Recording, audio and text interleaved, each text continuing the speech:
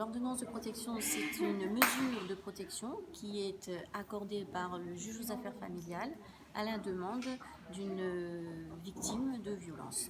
Elle doit donc faire accompagner sa requête de pièces justificatives. Il est possible de demander une ordonnance de protection sans avoir au préalable déposé une plainte.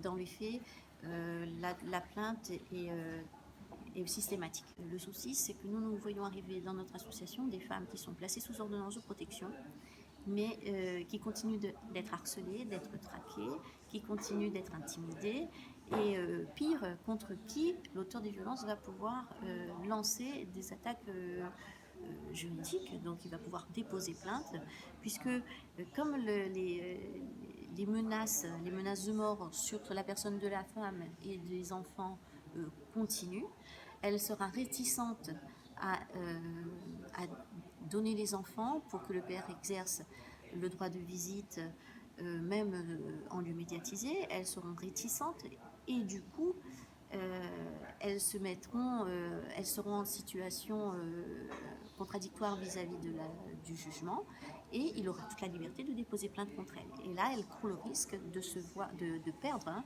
tout simplement la résidence de l'enfant. L'ordonnance de protection n'est pas suffisamment utilisée, c'est un fait. Et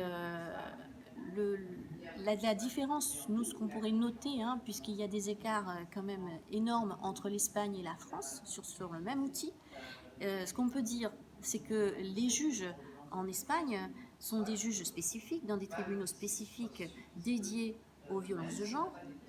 Et dans le même temps, on a en France un défaut de formation des juges et des magistrats en règle générale sur ce phénomène des violences conjugales. C'est-à-dire que la violence conjugale, elle est cyclique, elle s'installe, elle évolue.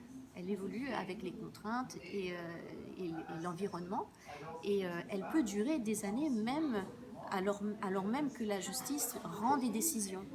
Et le problème, c'est que bien souvent, les derniers jugements, au bout de 2 ou 3 années de procédure, finissent carrément par minimiser les violences qui ont déclenché la situation de conflit.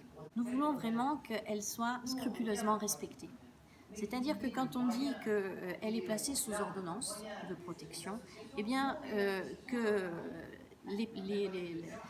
les attaques et l'acharnement juridique de l'auteur soient stoppés le temps qu'on aboutisse à une réponse pénale